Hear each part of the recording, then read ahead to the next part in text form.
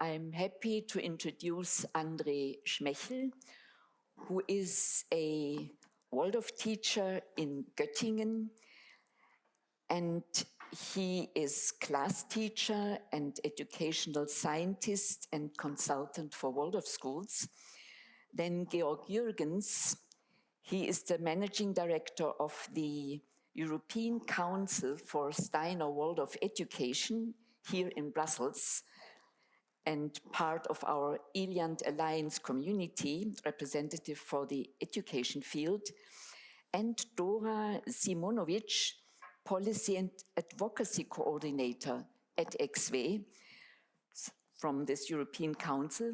So warm welcome to you, and we are now very happy to hear your input. We heard already that Waldorf schools are existing, but what do you think is your task in building the bridge between the ideal Waldorf model and the Brussels bureaucracy? You know, we are interested in bridge building, and maybe you can inspire us how you bring the ideal Waldorf model into a bridging with European bureaucracy on that field. So thank you for coming.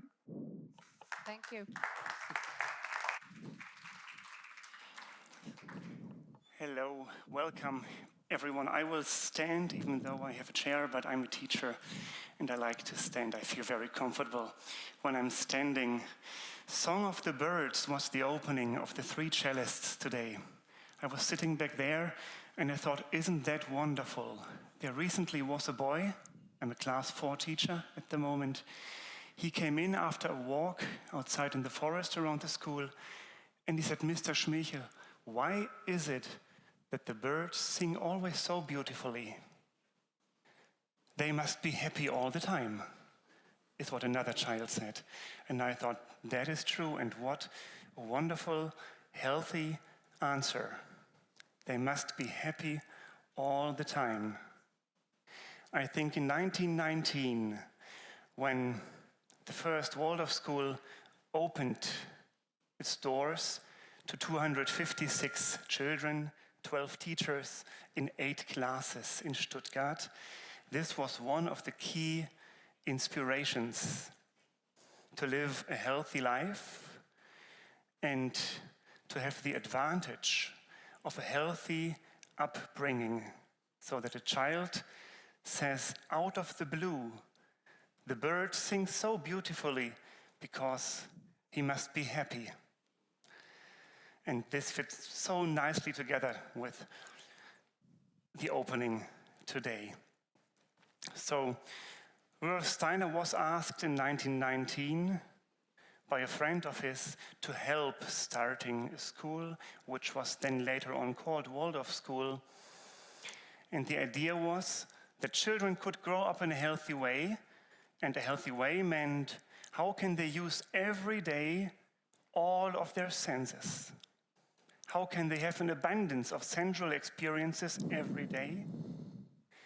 How can we have a teaching body that teaches every day, humorously, eagerly, committedly, is deeply interested in the individual child and its individual development, not a general standard development, but an individual development of each human being? And how can we do this in an artistic and lively way? Maybe we can summarize it like this. So this is quite an undertaking, and it still is today. It was in 1919. What was the idea then at the school? The school idea was the teacher welcomes the children every morning, asks inwardly the question, how can I help you today to accompany you through the day that you can become what you seek to become? Not how can you become what I want you to become or what I want to press into you. So I am more the servant as a teacher, trying to welcome the child and accompany the child, and maybe be a remover of hindrances here and there for the child or with the child. Highly individual and development-oriented. And development-oriented always means, for me, now in class 4, like up to class 8, I look for the child. Has every single child used all their senses every day, so their bodies can grow up healthily, and their mind and their soul. This is what I try to look for. And this is what people looked for in 1919. So what was the background why this came up in 1919? It was roughly 80 years after the beginning of the industrial era. So the Industrial Revolution has come kind of to an end, is what people said, but maybe it's still ongoing. Anyway, there was this situation around 1919 that people had moved away from places where they had lived before. They moved into the cities. They moved into workers' housing estates. They withdraw from nature. And all kinds of pedagogues, not only Rudolf Steiner back then, noticed we must build a room for children where they can reconnect, where they can find a balance for what they don't have anymore, the contact with nature and their natural contact for their senses. Also, we're still at the chaos of World War I just ending. And now I will go to our actual topic, because our current question is, what do we have 100 years later? We do not have the Industrial Revolution, but we do now have the digital revolution. Everything appears to be digitalized, and now a big reason why senses are not used anymore on a daily basis is because often children must live in a digital world, and their actual life takes place when they are offline. And there comes the task of the Waldorf School again, for which you are now the next one to speak.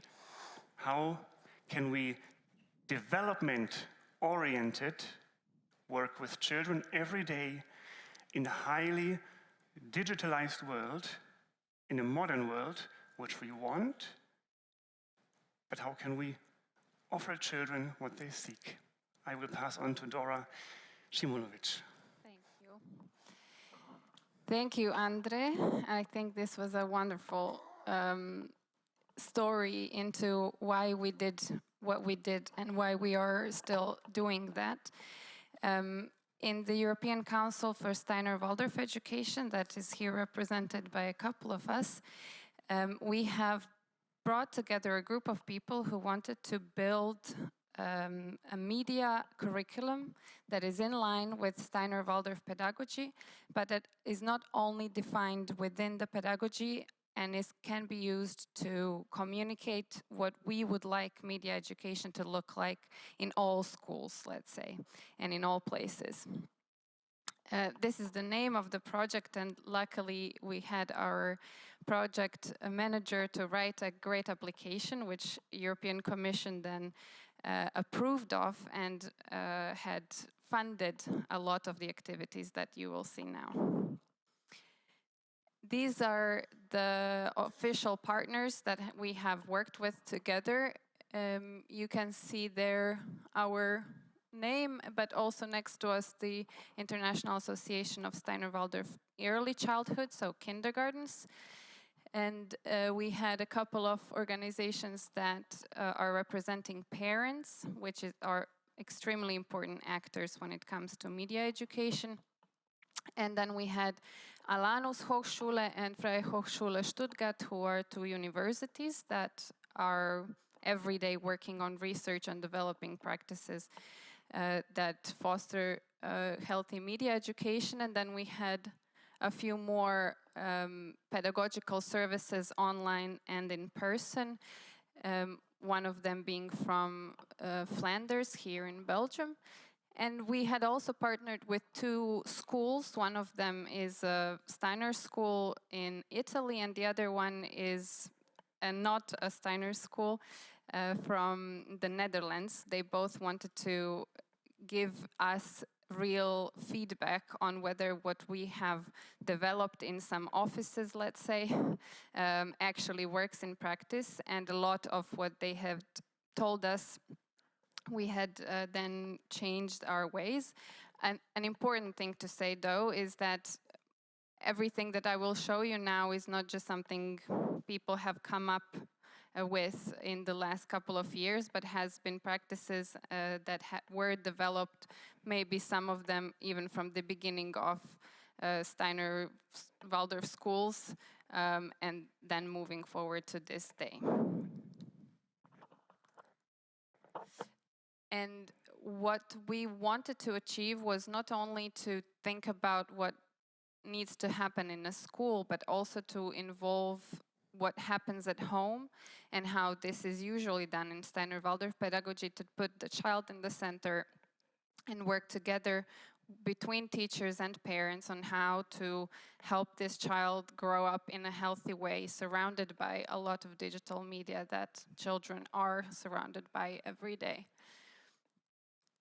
So we have developed a curriculum. This is a very elaborate document, and the full printout is outside on our little desk. So if you want to see it, you can see it there. But we developed guidelines that are supposed to support teachers and schools in developing their own way to introduce digital media education into their schools.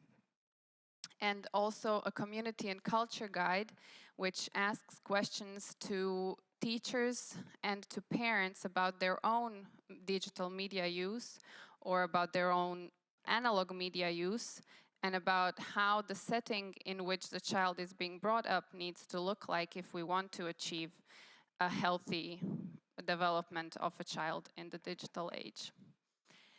To back this all up for the people who really like to read and understand where we're coming from, we have also published a background document, and we are offering training for teachers and for parents who want to involve in this a little bit deeper and include it in their practices.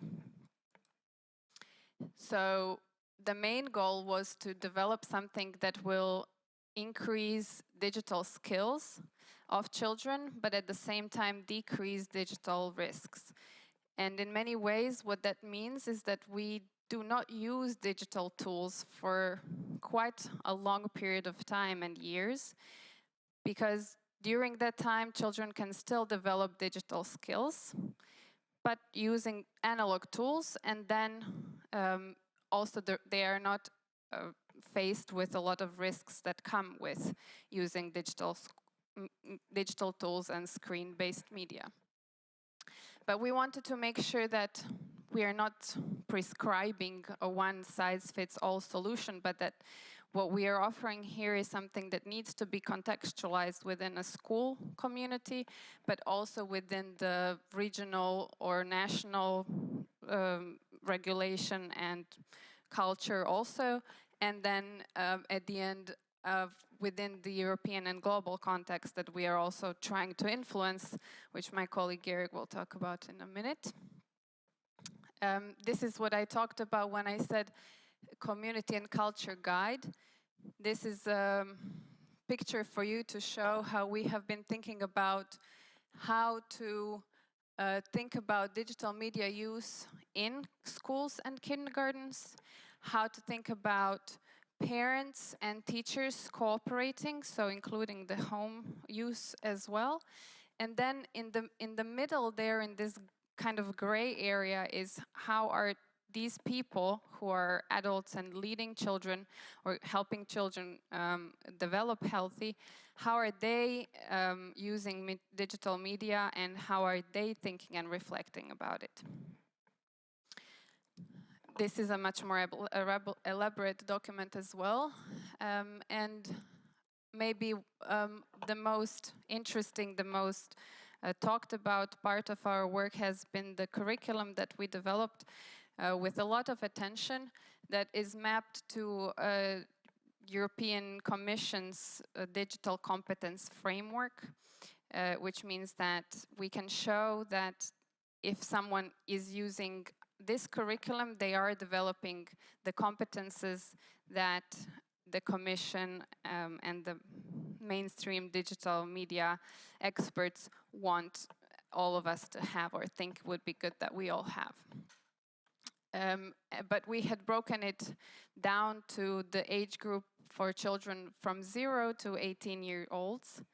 And as you can imagine, from those early ages, there is no digital media involved, but there is a lot of things that the children are still developing that is extremely important when they start using digital tools. And at the end, maybe to mention, we are also collecting practice examples, which means some things that have been done in a classroom or at home that can inspire other practitioners, other teachers to adapt them to their own classrooms and their own children. This is a very scary slide, but what I wanted to show you here briefly, I will not read through all of this, is how we have broken down one segment of the curriculum. So in the previous slide, you can see over there in purple, critical information and data literacy as a competence area, and then analyzing and self-reflection as a sub-area of this competence. And if we want to break that down into something that can be learned, then we maybe start with the 15 to 18. What do we actually want the children to know? We want them to know how to explain, so to explain how and why information and disinformation intended to influence beliefs, actions, and choices might be directed at individuals. For example, there is quite a lot of these kinds of examples in the curriculum.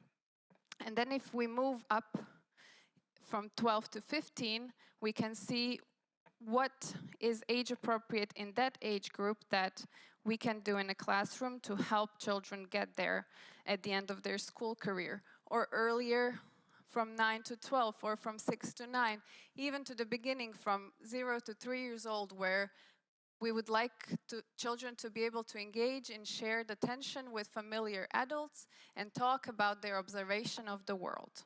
This is all on our website, and I will end with, I still need to give Georg 5 minutes at least, with saying that on one side we wanted to develop this to support our teachers and schools in Europe to do this with children on an everyday basis. But on the other hand, we also wanted to build something that can communicate what we think would be a good way to do media education towards the institutions that are constantly or have been constantly putting pressure on us to digitalize our schools and kindergartens. And we have been doing something to communicate that message that Georg can take over.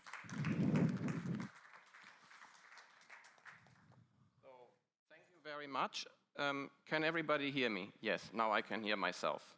So, we have now looked at the curriculum that Dora presented and all the other resources that we developed in the Hermes project. But before we started the project, we were already very active here in Brussels doing advocacy work, so working with the European institutions here in Brussels, the European Commission, the Parliament.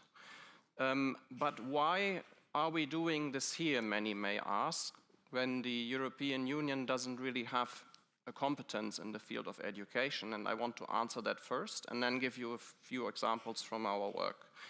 What the EU does have is called a supportive role, meaning it facilitates sharing of good practices, it gives recommendations to member states on education. There is a lot of exchange of ideas happening, and so while that may sound very small, if we are looking at it, it also creates a free thinking space. That's my opinion, at least, about what we have here in Brussels for policy debate. Because there are not always immediately budget questions related to the education discussion at the European level, you can actually exchange ideas that are just recommendations and maybe develop their life much later. So we found here a place where if you get access to the discussion, you can freely discuss with policymakers about your needs and what is important for you. And we did that at the level of the European Parliament already way before the Hermes project started. For example, in 2018, there was a report discussed on education in the digital era. And our point here was that we found it very important to get into this report the idea of media and digital education being age-appropriate and development-oriented. So what Dora showed us with the project and what André also spoke about earlier. And later, during the pandemic, there was another report, Shaping Digital Education Policy, in the middle of distance learning at home in front of screens, where again we brought in this idea of age appropriateness and development orientation, but also the call for research into the effects of digital technology on children's learning and the importance of pedagogical autonomy. And these lobby efforts that we made over those two instances, they resulted in actual changes in the texts that you can find now if you look at these resources. At the moment, there is another report coming up that we wish to influence on impact of social media and the online environment on young people. And all these resources that were developed in the Hermes project, we are now going to use in this whole discussion with the institutions. So that's why the Hermes project is not only for schools, it's also informing our policy work here in Brussels. And then at the level of the European Commission, we spoke earlier, Dora spoke about the digital competencies framework for citizens. Actually, in the end, there will be many versions of this because this document is constantly evolving. It was revised a few times, and currently the next revision is ongoing for the DigCom Framework 3.0, where they are looking actually at learning outcomes, so what students should have learned at the end of their learning experience. And here again, all of these points from Dora's impressive slide, it was showing, I will not go there now, but it was showing everything that you would need to learn. All of these points that come from the curriculum, we try to feed into this discussion to illustrate the new version of DigComp with Hermes ideas. And I want to round off with one more point. There is not only the European Union, there are other international organizations, and among them is the Council of Europe in Strasbourg, that is a bit bigger than the EU. It also has countries like the Ukraine, for example, in it. And they are kicking off their year of digital citizens education. They are actually already in the middle of this, and Dora will soon represent us there already in a few days. And they have asked us for inputs also from the Hermes project, which we are happy to provide. So we wanted to give this conference a little bit of a message of hope that with the work we're doing, we managed to open some doors, and we are now getting more and more asked. We don't have to knock on doors, but we are asked to come into the room and provide our expertise. People are now not only coming us with questions about media education, but as a result of this fantastic work in the Hermes project, also for other questions, because we managed to establish ourselves as a trusted discussion partner over time. So that's what I wanted to bring. Thank you.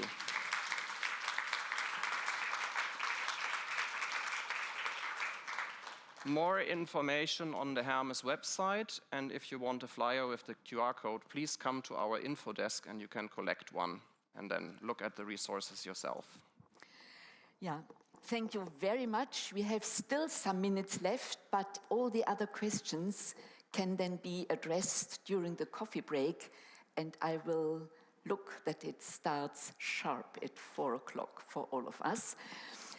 But what I found also wonderful to mention in one of your slides, in the right corner above, the Hermes project was just nicely mentioned as supported also financially by the European Union. And I find this also really nice that this is a giving and taking and a real cooperation. So gratulations for that.